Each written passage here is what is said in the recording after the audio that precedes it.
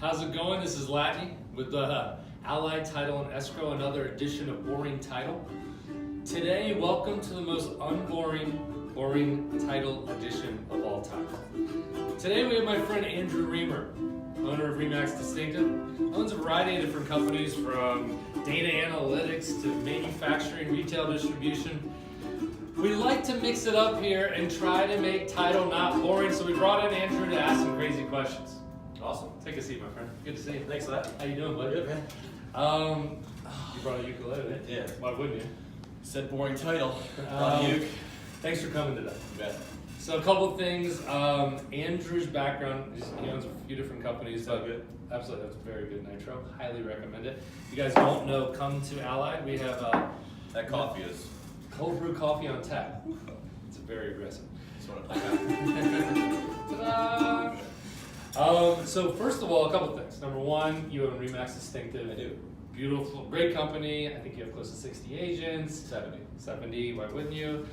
In McLean, Yep. high-end luxury market, government contracting, a variety of different services. Tell us a little bit about that. Yeah, Remax Distinctive, 40 years and running now.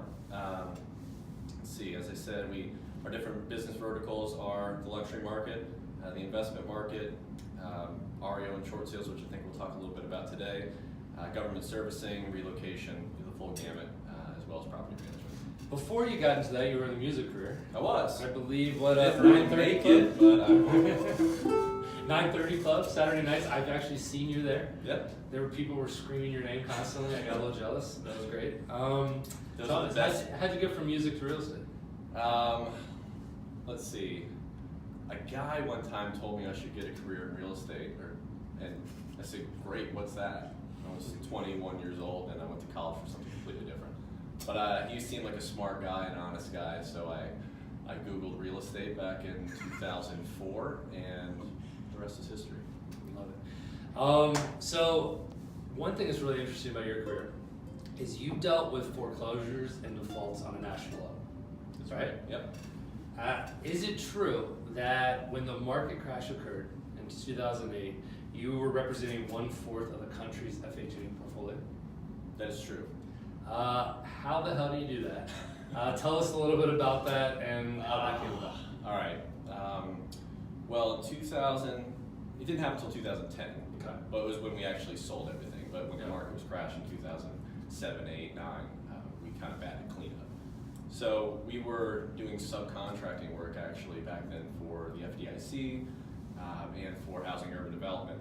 But we had some bids in to actually be a prime contractor to handle all of their asset management, and we were awarded 3 contracts, which comprised about 1/4 of the FHA portfolio at that time. Of course you did. So the other question I have, I heard one time this is a rumor, I don't know if it's true, you were told that you had to assign 1,600 houses in a 24-hour period. Is that accurate? Is that number right, or am I making that up? No, that's so right because it was September 22nd, 2010.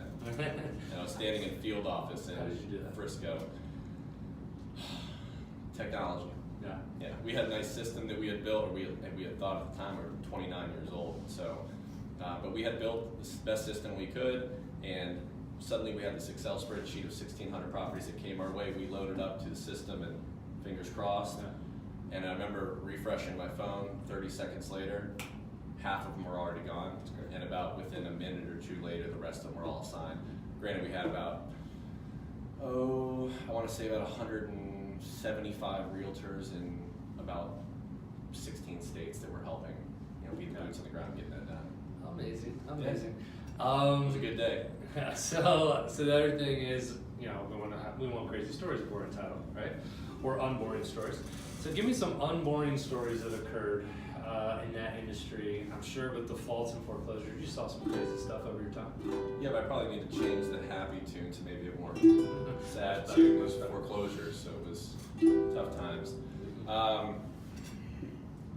On the spot, 2008 is probably when we were helping with bank closings back then, and it was down in Georgia, if I remember, and we were on the TAC team, if you will, for the contractors going in, and we're closing down banks, and so we were standing out by the wayside because our job was to go into the bank afterwards and identify all the residential assets, and then we would sell those off. And so as they're going in right about 5 o'clock, we kind of see this helicopter take off from the roof of the building with the bank president and CEO saying, "I'll see you guys later, not getting me." So I don't know where he went, but I kind of knew at that point this was a wild west of real estate that I had yet to experience. That's great. Not many people in the standard residential market are seeing that kind of experience. It's there, and it's here. That's crazy. Yeah. Anything else? What else? Anything else reminds you of that time? Like wild stories? Yeah. Man, I don't know if they're good for camera, honestly. They were, the dramatic stories are kind of sad stories, so let's not put that on boring title. It's going to be sad title. Understandable. That's It's a going to good be sad point. title. That's a good point. Remember the time you brought the guy on the ukulele and told a bunch of sad stories? Fair point. I want to come back. Fair point. Nitro Coffee. The Nitro Coffee works if you don't know that, guys. I think it's called Junius Coffee, is what it is. If you haven't tried it out. Junius? Yeah, plug for Junius. That's what we do here. We just help the local businesses. All right, so in terms of the music career, is it still playing? Still playing. When can we see you? The first Friday of every month down at O'Sullivan's by Liberty Tavern in Arlington. You can come by. It usually starts around 9:30. Recommend getting you there early because I tell everybody on Twitter that Foo Fighters are playing, so I pack the house up. I've actually been there. There was a line around the corner at 7:30, and you told me there was gonna be a line. I didn't believe you, so I showed up at 7:40. I couldn't get in Until the way I strum this ukulele. That's how you do it, really. Until you snuck me in the back door, and I appreciate it. It's the first time I've ever been. Don't tell that on camera, man. You're not gonna let me do that anymore. Anything else you want to add about your business or kind of what you're up to these days? No, just Remax Distinctive is expanding. Trying to do my job to take it another 40 years in the future from the previous owner, who's a great man.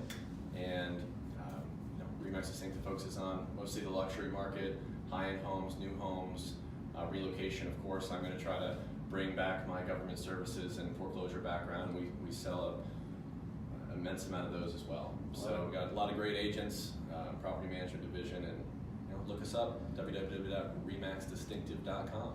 We work with a lot of your agents, or a few of your agents, and always have had a great experience. Love what you guys are doing. Would you tell me if they were not? I think I have. Yeah, okay. I think I have. Don't bring that. We'll talk about it later. I'm just messing. But no, they're great.